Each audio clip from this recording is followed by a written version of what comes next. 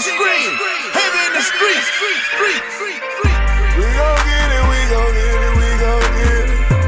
We gon' get it, we gon' get it. Get it in blood. Get it in blood. We gon' get it, we gon' get it, we gon' get it. We gon' get it, we gon' get it. Get it in blood. Get it in blood. Good rich.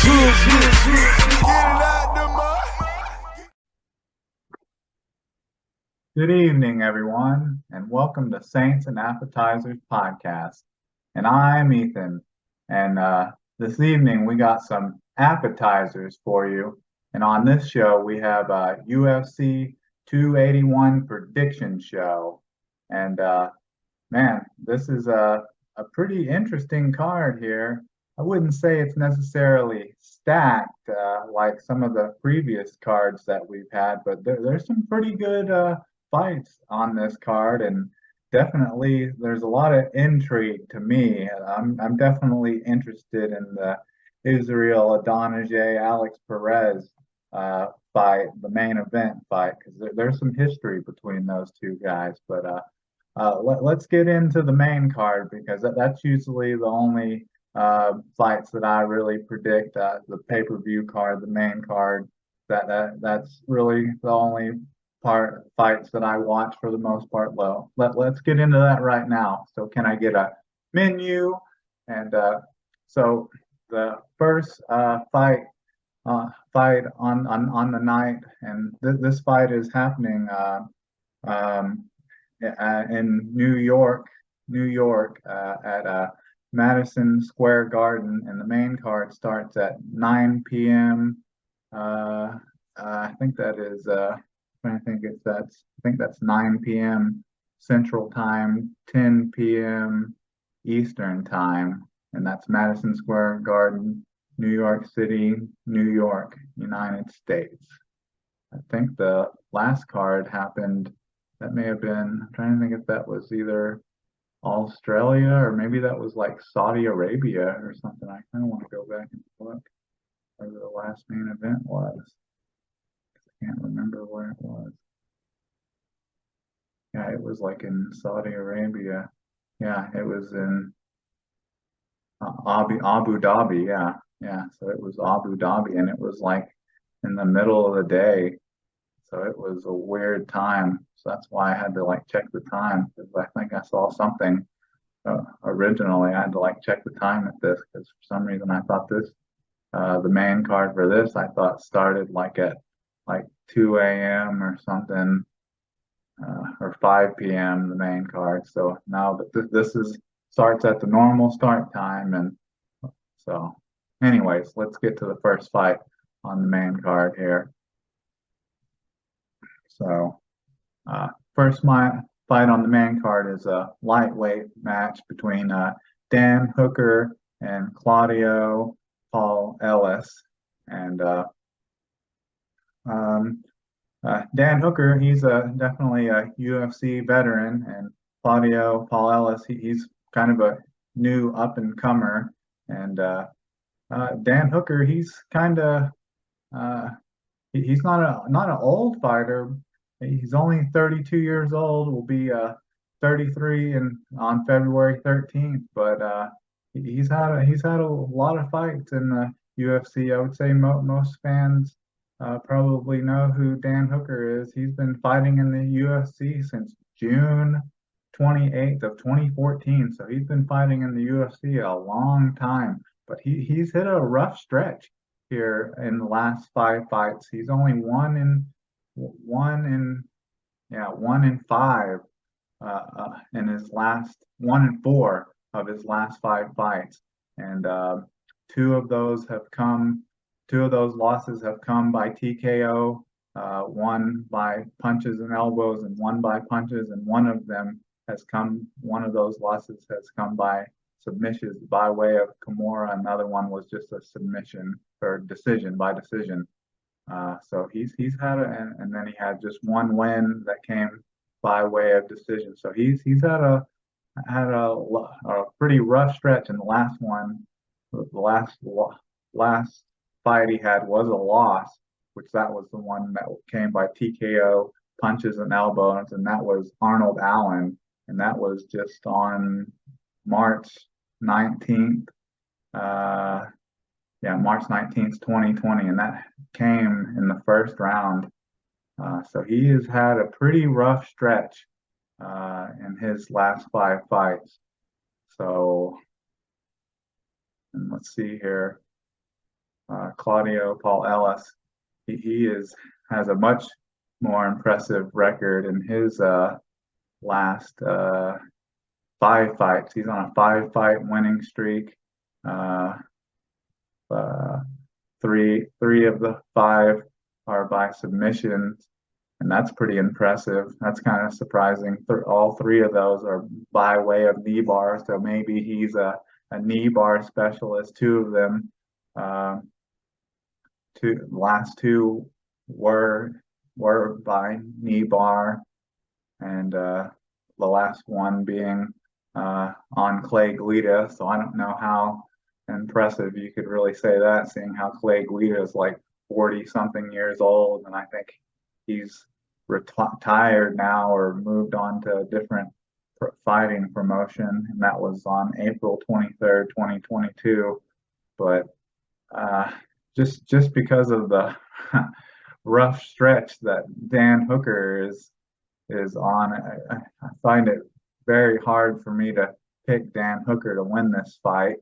So I think I'm going to have to go with Claudio Paul Ellis to win this fight, and I guess just because of the fact that Claudio Paul Ellis has three submission wins by knee bar out of his last five wins in his five-fight win streak. I'm going to pick Claudio Paul Ellis to win this fight by knee bar. So that's what I'm going with in this first fight, and going to pick in this first fight here. So on to the second fight and on the main card is a bantamweight fight by between Frankie Edgar and Chris Gutierrez, and I am really surprised Frankie Edgar is even fighting again. I would have really thought he would had retired after that brutal front kick that he took from Marlon Vera in his last fight. That was at UFC 68. Yeah, that's 68, which that was almost exactly a year ago. That was November 6th, 2021. So he hasn't fought in a year. So at least he took a year to recover from that. He took almost an identical front kick knockout that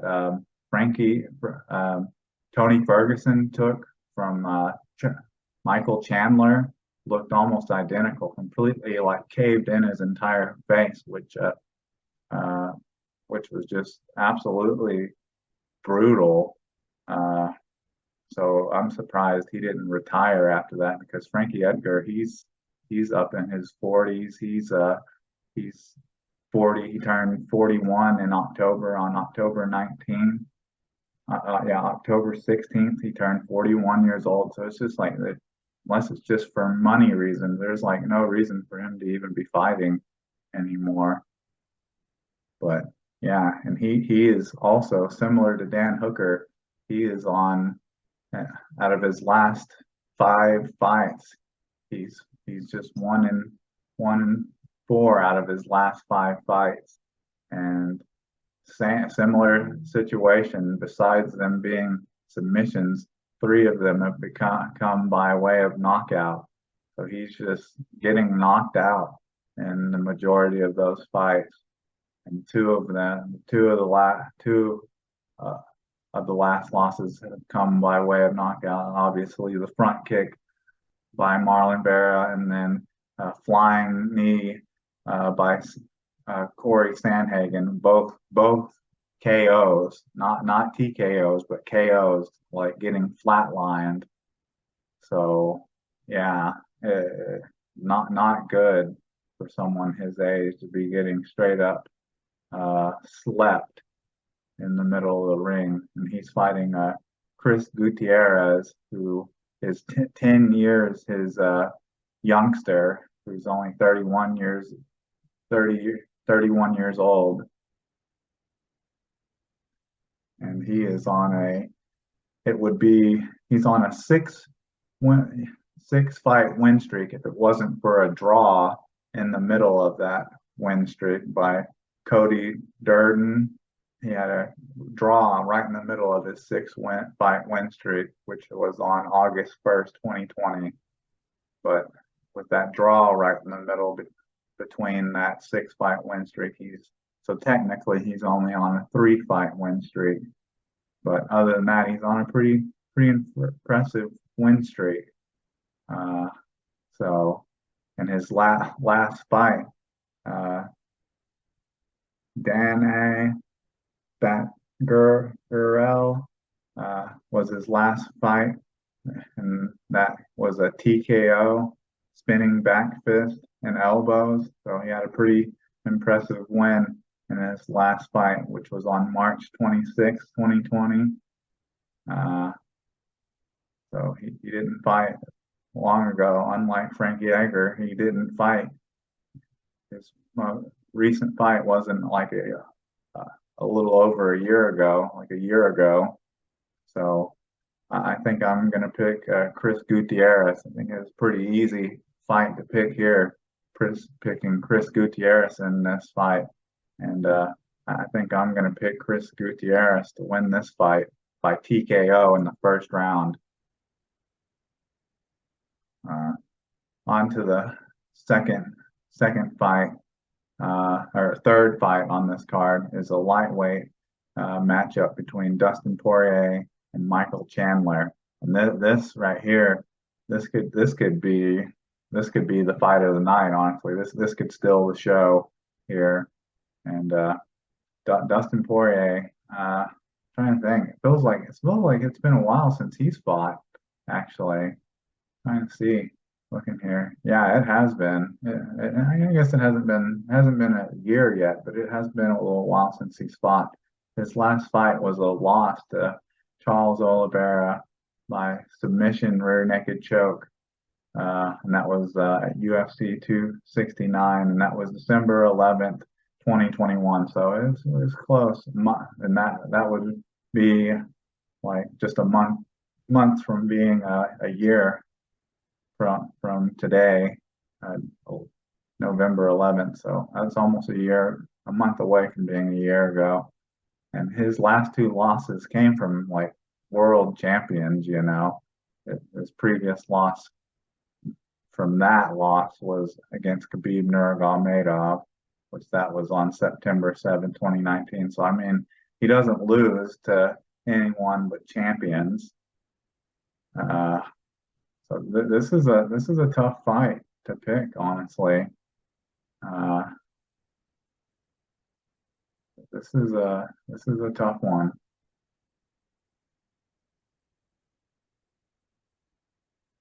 And Michael Chandler.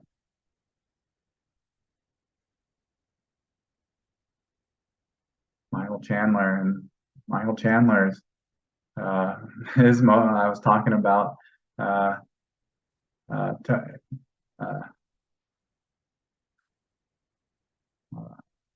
about Frankie Edgar's front kick loss that happened like a year ago. That's Michael Chandler's last win and last fight was against Tony Ferguson, where he kicked him in the face and won that fight, which was like almost identical to Frankie Edgar's loss, and that was his last fight, which was at UFC 274, which was on May 7th, 2022. And that happened in the 7th round with at 7 seconds. But he had 2 prior losses before that, one against Justin Gaethje, and then his other loss, similar to Dustin Poirier, was against the previous champ, Charles Oliveira, which came by way of TKO. These guys are pretty evenly matched, honestly. I mean, this is probably the toughest one for me to pick here. Uh, really, really a tough one. I think this is going to be like a brawl here. Uh, uh, and like none of these fights, the only fight really that's gone to decision between like Michael Chandler's fights either end in him like getting knocked out or him knocking the guy out. The only fight on his record that went to a decision was his fight with Justin Gaethje. So I feel like he's either gonna knock Dustin Poirier out or he's gonna get knocked out by Dustin Poirier. That's how I feel this fight's gonna go. Uh, but I think I'm gonna go with Dustin Poirier to to to, to get a knockout in the second round uh, in this fight. So I think I'm gonna go with Dustin Poirier to get the knockout on Michael Chandler in the second round. On to the co-main event between strawweight champion uh, Carl Esparza and Zhang Weili. Uh, so these fighters have kind of a history of fighting some of the similar opponents. Rose, Carl Esparza fought Rose Namajunas in a fight that went to split decision, and where she won the strawweight championship. And if I remember correctly, that was not a very exciting fight, if I remember correctly. And then Zhang Weili has beaten Rose Namajunas twice. She knocked her out with a head kick, and then she beat her in a split decision. And I'm trying to remember, maybe that was the fight that wasn't uh, very exciting either. And then in her last fight, which set her up to get this fight against Carla Esparza, she just absolutely obliterated Joanna Jędrzejczyk with a spinning back fist and pretty much retired Joanna Jędrzejczyk. And she had beaten her before in like a crazy fight that left Joanna Jędrzejczyk looking like an alien with the way her head looked at the end of the fight, which was like one of the best fights of the year, probably like one of the best fights in UFC history, which was went to like split decision draw. I think that fight happened back in March 7th, 2020. But I think I'm going to have to go with Zhang Weili just because of the potential for her knockout potential. And this is a 5-round fight. I think I'm going to go with Zhang Weili to maybe get a knockout like in maybe like the 4th round or something. So I'm going to go with Zhang Weili. I know I'm predicting a lot of knockouts and stuff on this card. I'm predicting a knockout from Frankie Edgar. I'm predicting a knockout by Dustin Poirier and predicting a knockout by Zhang Weili. But I don't know. I just got that feeling predicting a lot of finishes, but I don't know. It just feels like there's a lot of potential for that. And what do you know? I may be predicting another one on the main event here too, because there's a lot of history between these two here. But I'm going to talk. So on the main event here, the middleweight. This is a middleweight bout between Israel Adonijah, the champion, Israel Adonijah, and Alex Pereira. And so let's just first talk about the the odd weigh-in between Alex Pereira. I guess he originally missed weight or something, so he didn't make weight originally, and then he got like what another hour or something to try to make weight, and so then he they put up like the little curtain for him to so he could like undress, and then he gets behind the curtain and then didn't really, I guess, didn't completely undress. And he ended up weighing in like like a half a pound under, like 184.6 anyways. So then that's caused like a stir or an uproar of like why did he need the curtain and stuff? And I don't know. I thought that's really funny. The comments that have come up due to that are pretty funny. That as if like maybe someone was holding his hand so he could make weight, or what why was the curtain there, or people didn't want another incident like Charles Oliveira where the fight would get called off because of the money implications and stuff like that. The conspiracy theories about this kind of stuff is so funny. Or people, why, or what would you want the curtain not to be there so you could see his PP or something? And that's the kind of comments that you see from this kind of stuff is so funny, and it cracks me up. But it is pretty interesting though that he had such trouble making weight, and then he comes in like after an hour, he comes in like a whole half a pound underweight. That's pretty surprising. Like, dang, he had trouble making weight, and then comes in a half a pound under. Like, wow, that is kind of surprising. That is a little suspicious. And he didn't even take his boxers off, and still came in a whole half a pound under weight. That is a little suspicious, though, honestly. But anyways, enough about that little comedy of errors or a little bit of controversy. The backstory between these two guys is that they fought before. They fought before, but it wasn't in mixed martial arts. It was several years back before Israel Adesany's mixed martial arts careers, and probably before they were as skilled of strikers as they are today. Because if you ever went back and seen their kickboxing, this was in K1 kickboxing.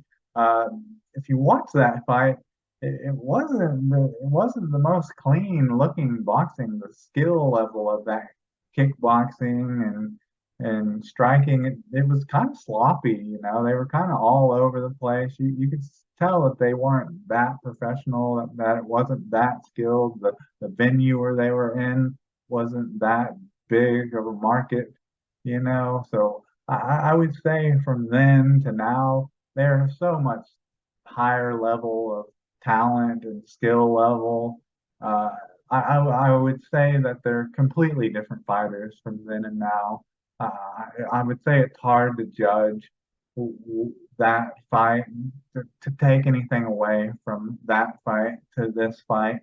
But Alex Perez slept Israel Adesanya in that fight. You can't take nothing away from that. He definitely beat Israel Adesanya. He put him to sleep. He did. He knocked him out. So maybe that does play into Israel Adesanya's head, his mind, his mental.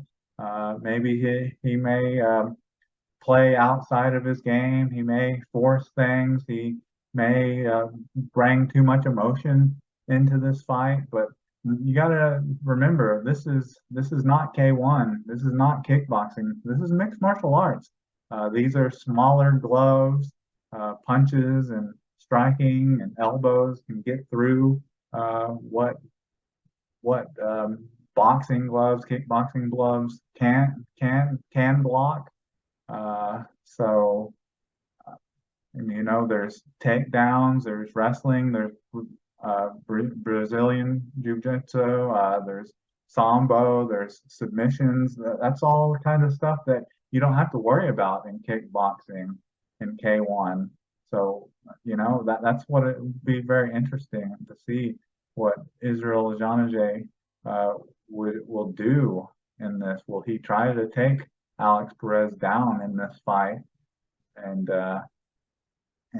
I'll admit, Alex Perez looked amazing in his fight against Sean Strickland. Like he absolutely dominated Sean Strickland. He made him look like a complete amateur in that fight, and he looked like deadly. He looked like a